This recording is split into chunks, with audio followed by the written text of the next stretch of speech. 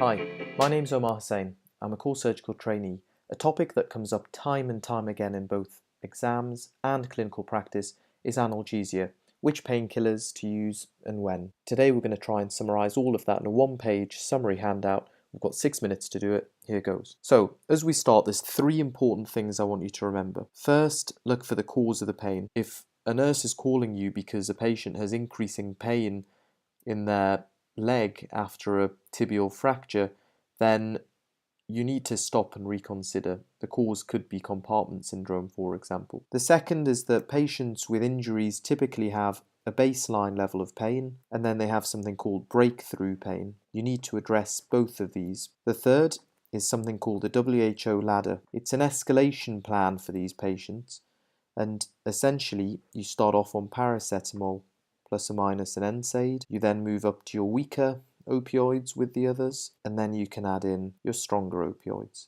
Now, first let's look at paracetamol. This is an extremely effective medication.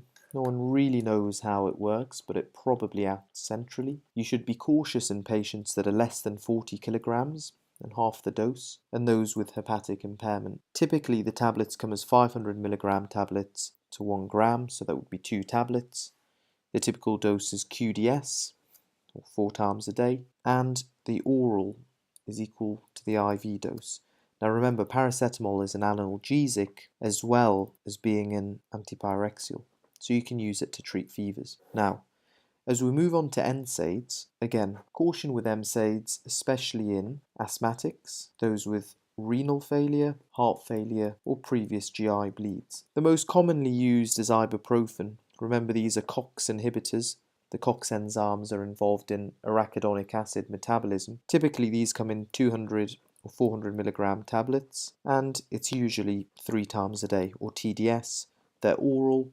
You should have them with meals due to the risk of gastritis. Otherwise, naproxen is also fairly common. Diclofenac I'm going to mention because actually, in patients with renal colic, PR diclofenac at 75 to 150 milligrams is extremely effective. Now, remember the side effects of NSAIDs, which include bronchoconstriction, gastritis. Remember, they can exacerbate AKI, and they can also affect clotting. It's not limited to these, but these are some of the major ones. It's extremely useful in treating renal colic. Now, as we move into the weaker opioids, the most obvious is codeine. Remember, caution in the elderly and those with renal failure where the levels will build up. Codeine usually comes as 15, 30 and 60 milligram doses. The tablets come at 15 and 30 milligram sizes. It's often QDS and it's oral. Meptazanol is a similar alternative which has less of the side effects that codeine has and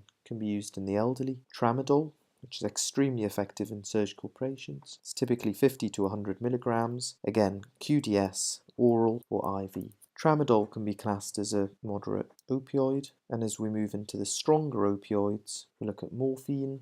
Now, morphine can be given IV or IM. IM, it's got less predictable pharmacokinetics, but it's usually a 1 to 10 milligram bolus. I suppose you can have morphine that's in the oral form called Oromorph. Patients will typically have 2.5 to 5 milligrams or even up to 10 milligrams, 2 to 4 hourly in acute surgical patients, but otherwise QDS, and usually for breakthrough pain. Other longer-acting oral alternatives include Zomorph, and in patients with renal failure or those requiring a strong opioid, you can use oxycodone. This comes as the so-called OxyContin, which is longer term, i.e.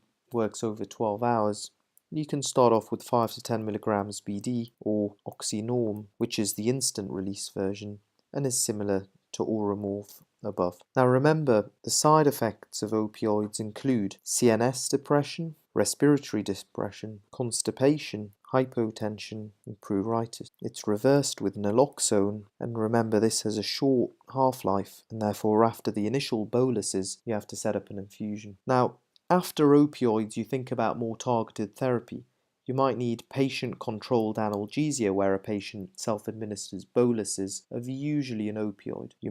A patient may require patches, or it may need to be targeted therapy such as injections by the specialized pain services. Remember, you can perform regional blocks such as a femoral nerve block in a fractured neck of femur. Other things to consider include sedation, for example midazolam or ketamine, and this essentially dissociates the patient. Now, as a small side, there's a different type of pain. Patients with so-called neuropathic pain, which may include diabetic feet or chronic regional pain syndrome, may benefit from alternative medications. Those commonly used include duloxetine, amitriptyline, pregabalin, and gabapentin. Broadly speaking, duloxetine and amitriptyline are serotonin, norepinephrine reuptake inhibitors. Gabapentin is a voltage-gated calcium channel blocker, and pregabalin